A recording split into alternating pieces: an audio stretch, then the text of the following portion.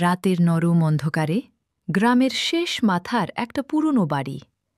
সবাই বলে ওখানে নাকি ভূত থাকে, কিন্তু সত্যিটা একটু আলাদা।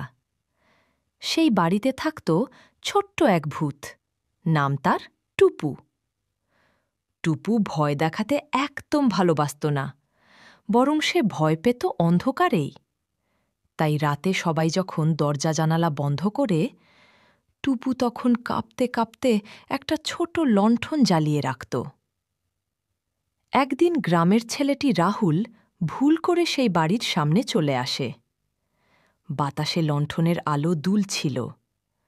রাহুল ভয় পেয়ে বলল, কে আছে? টুপু লুকিয়ে গলা কাঁপিয়ে বলল, আমি ভূত। কিন্তু ভয় পেও না, আমি নিজেই ভয় পাই।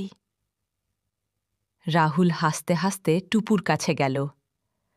ভূত যদি ভয় পায়, তবে আমি তোমার বন্ধু হব। সেদিন থেকে টুপু আর রাহুল রাতে দেখা করত।